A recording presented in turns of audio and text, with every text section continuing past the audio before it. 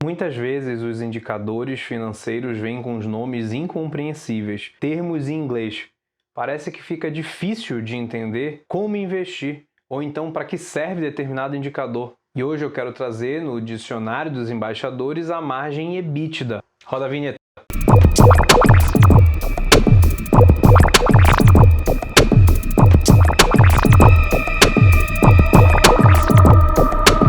Então, quando eu tenho o lucro da empresa, ele pode ser um número solto, pode ser milhares, milhões, bilhões, mas o que isso significa? É interessante você utilizar relações, ou seja, métricas que você pode comparar. Uma muito famosa é a margem líquida, ou seja, eu pego o lucro e divido pela receita, mas esse é outro momento. Por quê? Eu quero, na verdade, comparar essa minha empresa entre países, por exemplo. E há de convir que aqui no Brasil a taxa de imposto é uma, lá nos Estados Unidos é outra, na Alemanha deve ser outra, na China outra. Então, eu acrescento de volta o quanto eu paguei de imposto. Para eu alavancar meus resultados, na maioria das vezes eu preciso também pegar empréstimo. E a estrutura de empréstimo de cada país também é diferente. Então, para eu poder ter uma excelente comparação, eu também vou retornar os juros que eu paguei naquele determinado trimestre ou ano.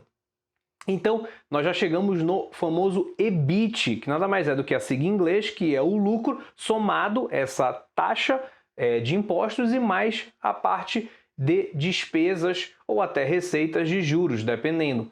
E aí está faltando também um outro detalhe que muda de contabilidade para país, que é como eu posso depreciar os meus ativos. Ou seja, eu tenho, por exemplo, aqui um computador. Ele talvez vai durar 5 anos. Então eu posso ir pegando uma parte desse computador anualmente e ir poupando esse dinheiro para lá na frente, quando eu for repor o meu maquinário, eu já ter esse dinheiro.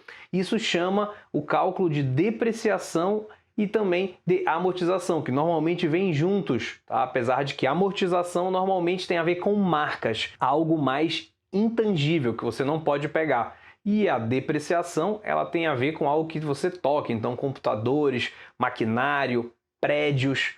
Então eu somo também essa depreciação e amortização e aí eu chego no famoso EBITDA. Então, earnings before, então lucro antes do juros, que é o interest, o taxes, ou seja, imposto, e o depreciation and amortization, ou seja, o depreciação e amortização.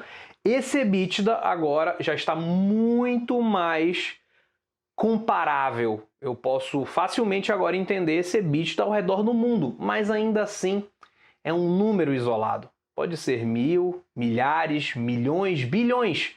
Por que não agora dividir pela receita, que essa sim também é outra linha da demonstrativo de resultados, que é fácil de você conseguir achar e fácil de comparar entre empresas, entre setores e entre países, e aí eu faço a relação desse lucro EBITDA dividido pela receita. O resultado vai ser um percentual que aí agora eu consigo comparar, por exemplo, uma empresa de commodities do Brasil, com talvez uma margem EBITDA de 30%, com uma empresa de commodities de outro país, com uma margem EBITDA de talvez 40%, o que mostra que, por algum motivo, é menos eficiente aqui no Brasil essa empresa, só na parte operacional, sem levar essas outras coisas que podem ser inerentes de país para país. Então espero que vocês tenham gostado e voltamos com mais dicas para o Dicionário dos Embaixadores.